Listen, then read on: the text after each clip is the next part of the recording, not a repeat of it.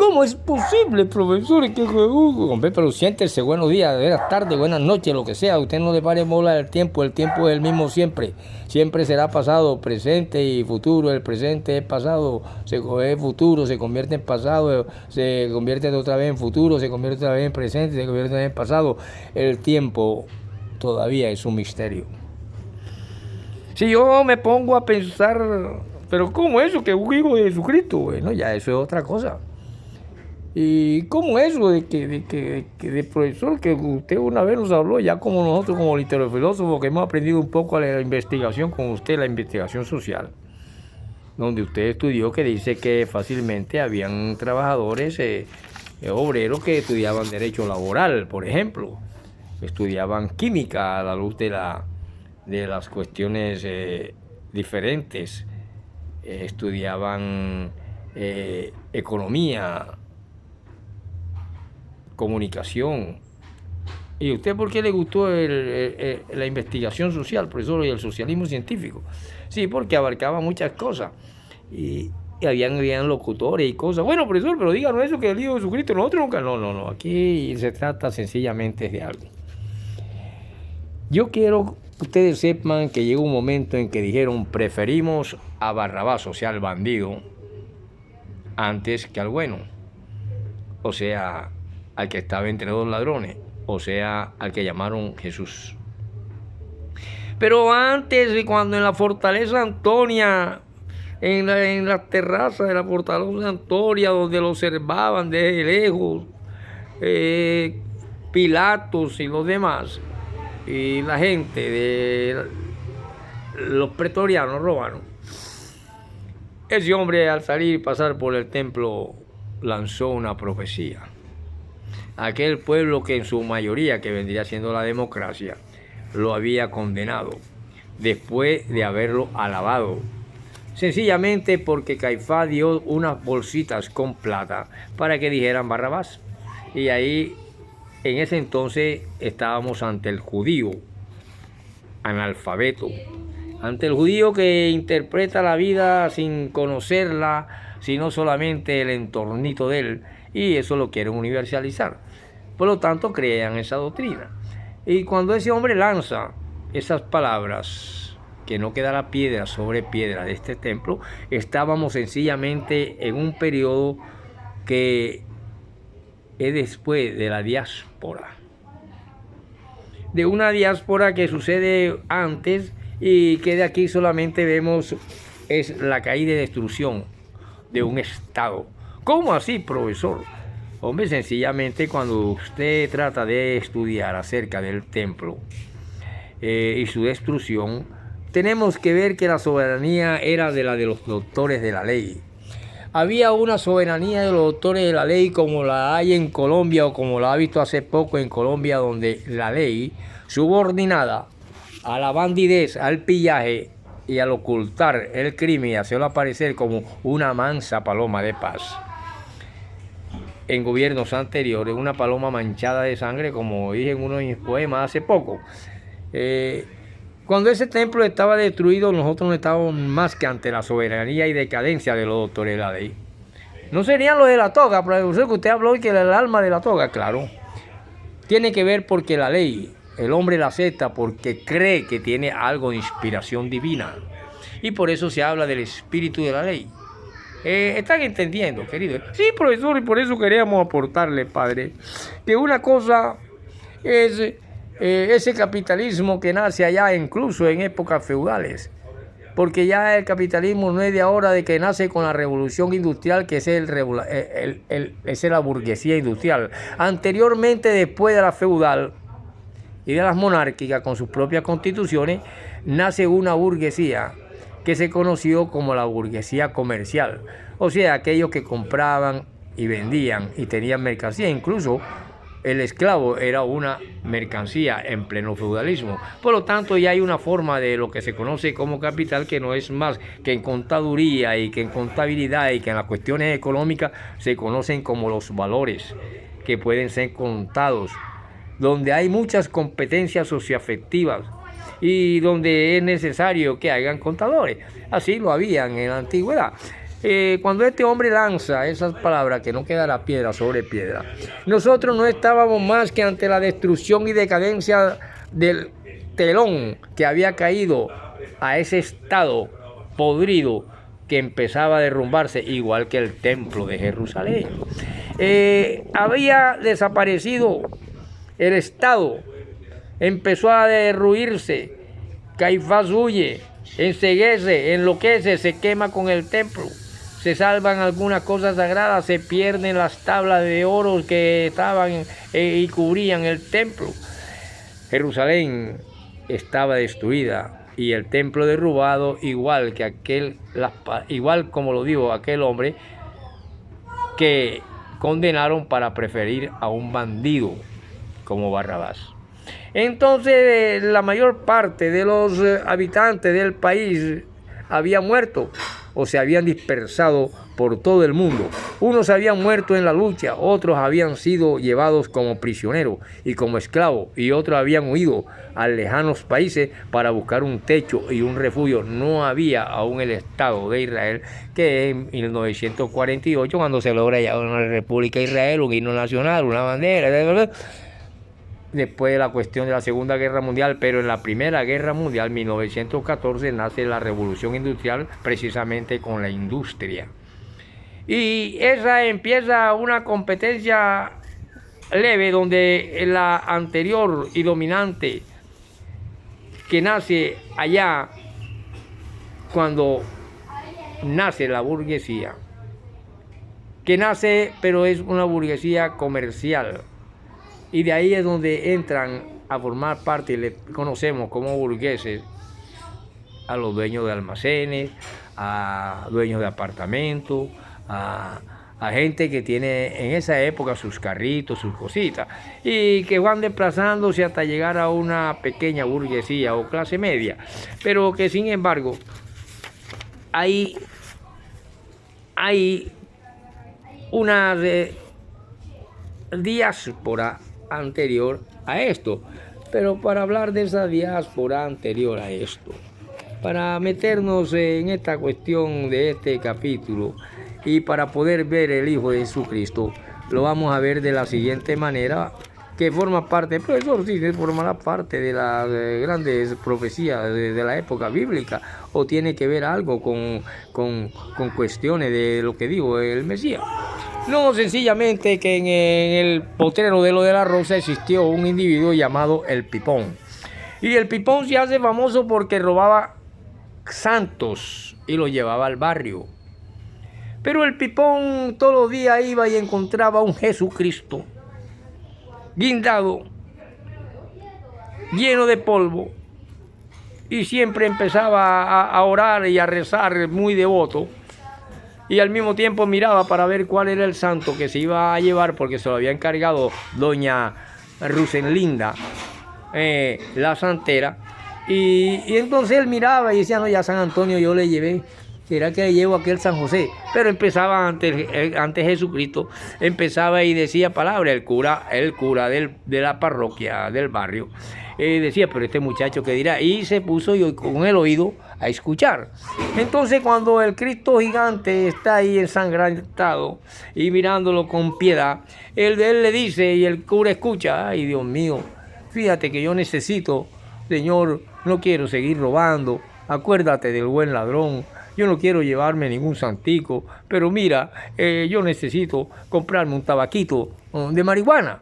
Entonces el Señor se compadecía y él de pronto veía abajo del Señor que caía un billetico. Y lo veía y era un billetico que le alcanzaba para comprar su marihuana. Que decía, como decía el tostado, tenía que ser conchecoco, porque ya la conchecoco no se ve, cuyas semillas se pueden hacer aceite, como se hace el aceite de oliva. Y se pueden hacer una cantidad de cosas, porque es puro aceite y brinca y quema la ropa. El cura le dejaba bajar los 2.000 pesitos, diríamos hoy en día. En aquella época del 70, serían algunas monedas que cubrían su tabaco. El agradecido se iba y no se llevaba a ningún San José ni a otro San Isidro, el labrador quita el agua y pone el sol. y ni tampoco a San Antonio, que se lo pedía mucho la solterona para ver si le conseguía marido. Por lo tanto, profesor, ahora que dice marido, se acabó de casar la pulgarrecha, profesor. ¿Se casó la pulgarrecha? Sí. Esa no fue alumna de aquí, sí, ella fue discípula de usted, profesor, ¿de acuerdo? Fue una de las primeras alumnas, yo creo que ella con usted hizo como 4 periodos, yo creo que ya ella filosofía por ahí. Sí, hombre, me la saludan, sí, la pulgarrecha se casó, bueno, bienaventurado el esposo. Por lo tanto, el Pipón cogía su dinero y se iba y no se llevaba ningún santo, y el padre vio que ya no se estaban perdiendo los santos. Y así venía y duró el padre como una semana, 15 días, un mes, 6 meses y no se perdía ningún santo. Entonces él dice, será milagro. Y vino un día, él llega y el padre dice, no, pero yo todos los días dándole 2.000 barras, este man también no joda. Dándole en ese entonces para que vaya a comprar su vaina, yo también estoy apoyando la sinvergüenzura. No, hombre, yo le voy a quitar el Cristo, y le quitó el Cristo grandote y le puso un Cristo chiquito. Y él busca el Cristo grandote. Cuando llegó Guillermo el Pipón, el robasanto, busca el Cristo grandote lleno de polvo, y a donde lo encontraba y miraba para todos lados y le temblaban las manos. Y yo voy a tener que llevarme yo voy a tener que llevarme un San Isidro otra vez. Me pone San Isidro nuevo y San Isidro nuevo que me llevo. San Antonio nuevo y San Antonio que me llevo. Y así él llega un momento en que Guillermo el Pipón encuentra un Cristo chiquito y mira para todos lados y se desespera y empieza a sudar, porque la adicción, que es una enfermedad, ya le pedía a ese momento que debía fumarse una concha de coco, porque no le gustaba el cafuche, ni le gustaban esa vaina que era ya otras cosas. Por lo tanto, podemos así ver la guerra judía contra Roma. Y podríamos ver también ese templo destruido y la diáspora anterior a la post-destrucción del templo. Hombre, profesor, pero siga con el hijo de Jesucristo, profesor. Bueno, yo no sé si Jesucristo tuvo hijo o no. Dicen ahí por ahí el libro que dicen que sí, que su esposa era María Magdalena. Pero supongamos y demos esas cosas a un lado y veamos el cura que tienen un problema, un conflicto, como lo tienen muchos políticos hoy en día y muchos sacerdotes, que tienen problemas morales, problemas sexuales, problemas de toda clase. Aquí todos somos naturales, aquí no vemos hombres sobrenaturales. De pronto aquel crucificado, y llegó el cura y le puso el Cristo chiquito a Guillermo el Pipón, el robasanto. Cuando Guillermo el Pipón se enfrenta a un cristico chiquito, así chiquitico, él busca y ya no le temblaba las manos, tenía la garganta reseca, le faltaba la concha de coco. Y empezó y le digo, ay, por favor, niñito, mira, ve, tu papá no me dejó por ahí 2.000 pesitos.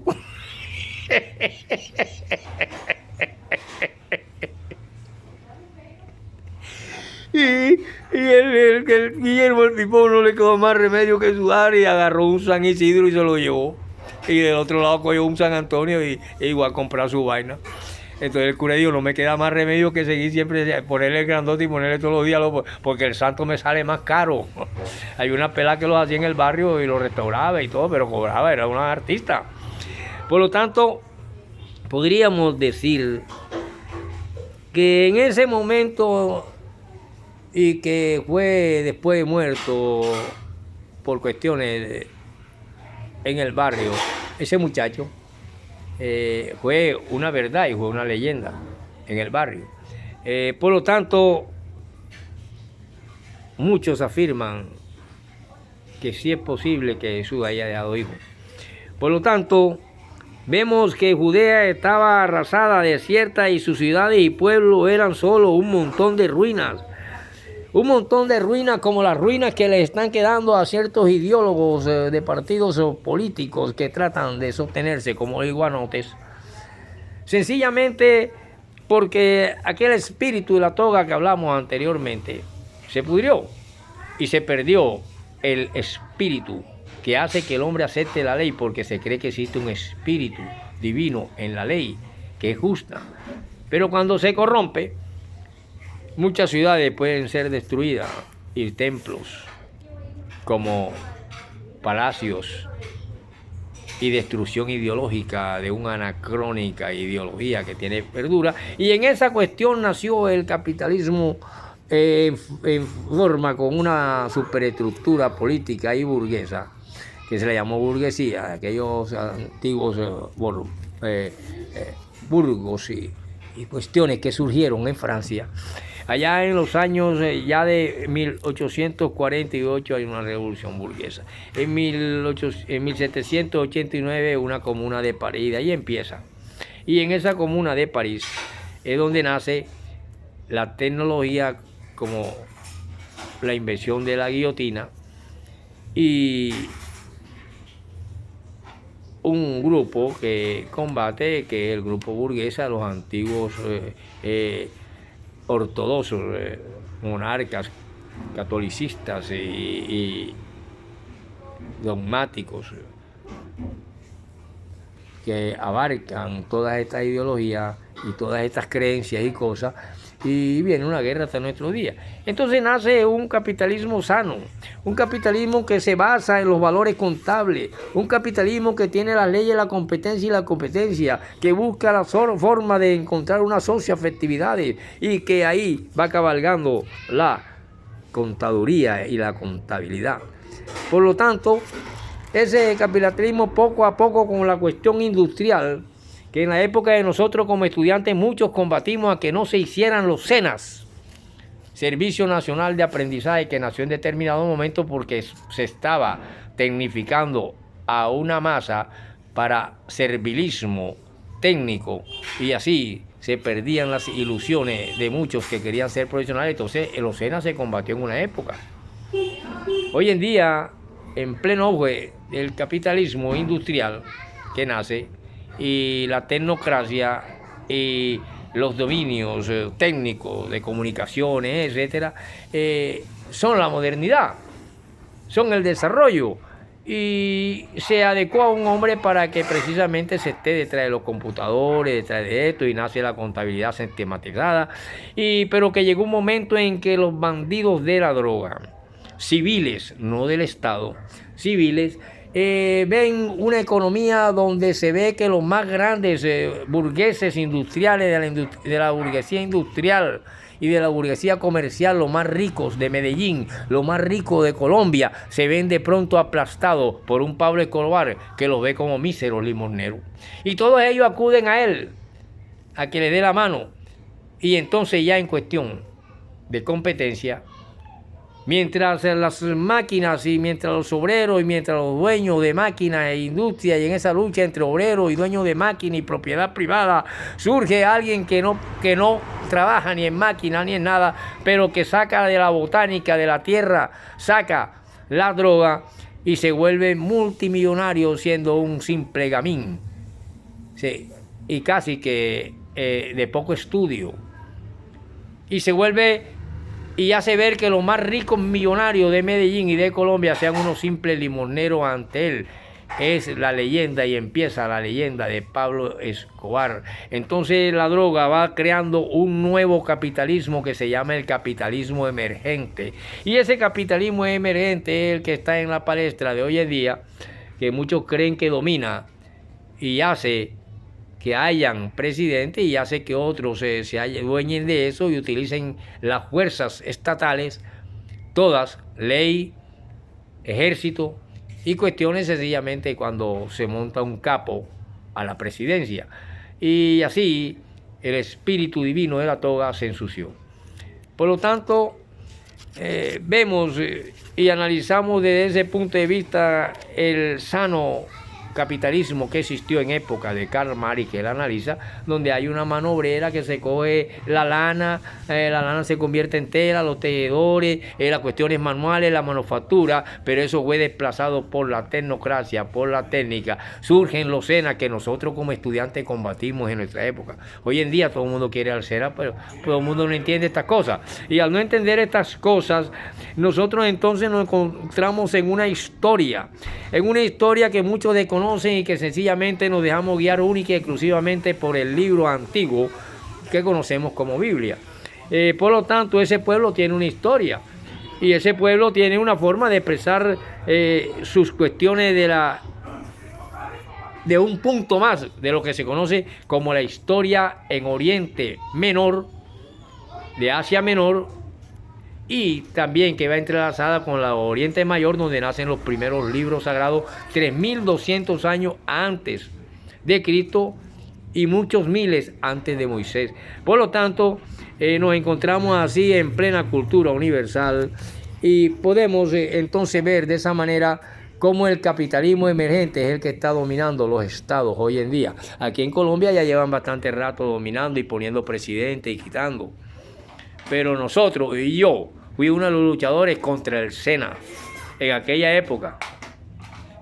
Creíamos, y así ha sucedido proféticamente, que se tecnificó la mano trabajadora, se sigue utilizando y es necesaria entonces la contabilidad sistematizada y entró la nueva técnica, nació la tecnocracia y todas estas cuestiones forman la élite de un país con un capitalismo emergente que detrás de la tolda dominan e incluso dominan ejércitos. Y ahí estamos, y por eso cuando le tocó a Guillermo el Pipón decirle al crucifijo pequeñito, tu papá no me dejó por ahí 2000 pesos, fue porque no encontró al Cristo grande. Y esa era la mentalidad de un individuo enfermo que era ladrón de santos. Nos vemos en la próxima clase para profundizar filosóficamente en mi materia, a ver quién me responde una pregunta que debo hacer. Nos vemos.